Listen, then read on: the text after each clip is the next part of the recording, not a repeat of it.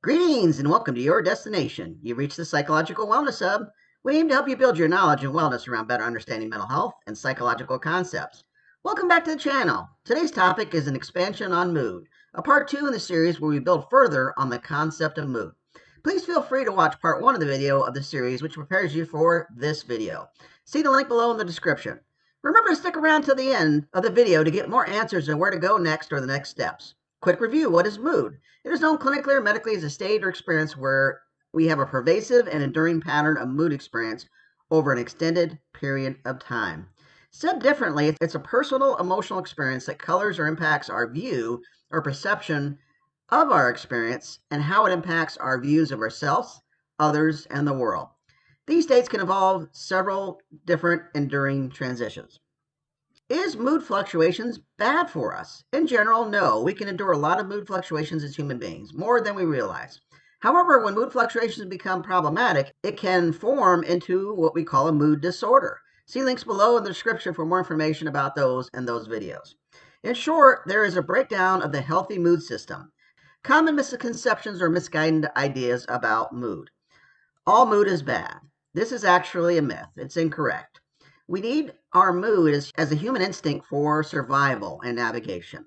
It also helps us to tolerate pain as well as pleasure. Mood totally comes from or is impacted by the outside. Again, this is incorrect.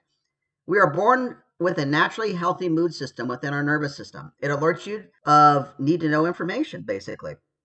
Think about it. If there's something outside of us that is bothersome, we don't experience that mood response outside our body. The thing outside is like a fire starter. Our body is a stove or the furnace. We can only feed the fire. Mood is often referred to as an emotion.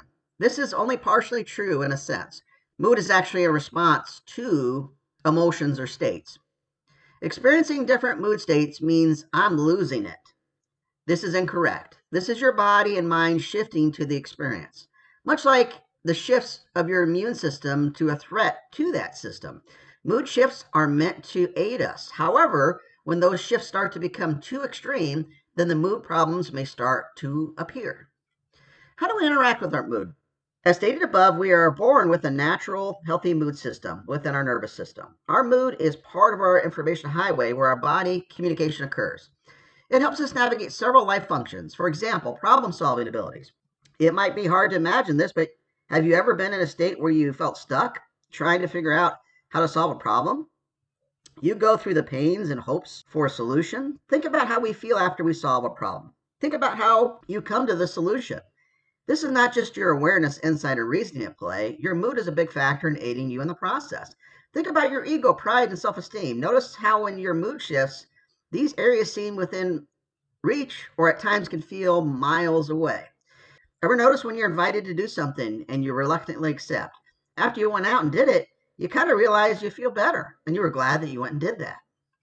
Some things that may lead to mood malfunctioning and becoming too excessive. Here's a brief list.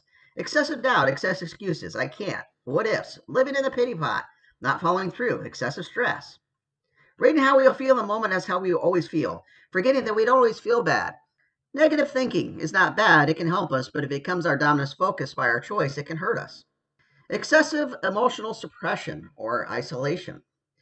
If mood goes unchecked in this area and becomes destructive, it can potentially manifest into a mood disorder. See more about mood disorders on the channel. See behavioral health conditions or see the links in the description below. Example of moods in humans.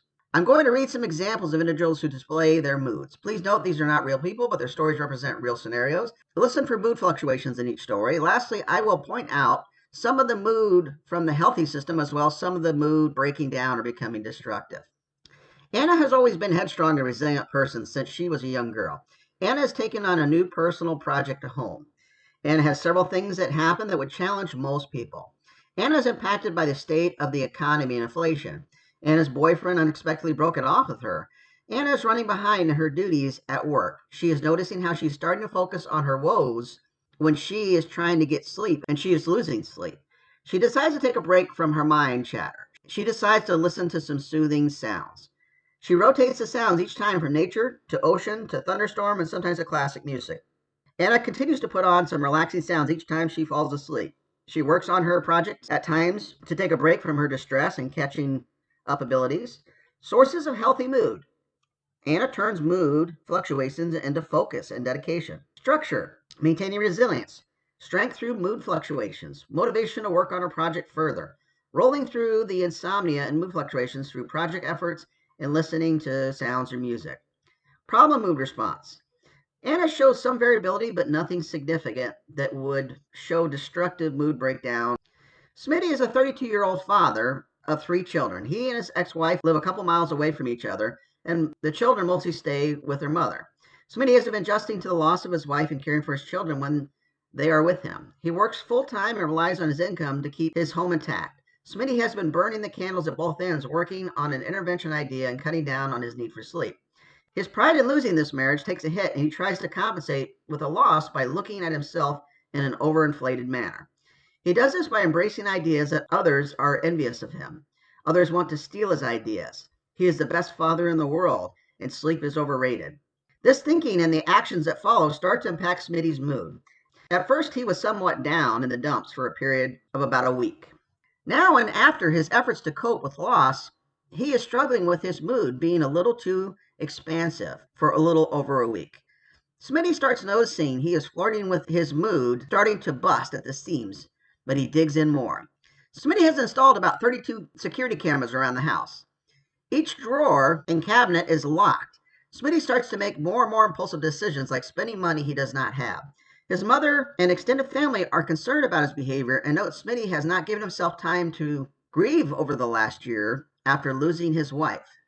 Sources of healthy mood. Smitty keeps focus on maintaining structure and accountability with work commitment, keeping focused on being innovative. Sources of problematic mood. Smitty is hyper-focused on safety and security. He has barely begun to, grieve the loss of his marriage. He is consumed by his projects. He is feeding his ego in a kind of an over-the-top fashion. He is engaged in risk-taking behaviors that have started to escalate. We hope you found today's topic was useful for yourself or someone else. Let us know if it was by commenting below. Let us know what you'd like to hear about or what topics could be useful to you by commenting below, and we'll take this under consideration. If you like what you heard today and would like to hear more from Destination Psychological Wellness Hub, please consider liking and subscribing to the channel or page. This will help you get the newest content produced by the channel to you. Please tell all your friends and family about this channel, or share this and other videos with them on this channel. Encourage them too to like and subscribe. And as always, we hope your psychological wellness continues to grow with us in this community. Thank you.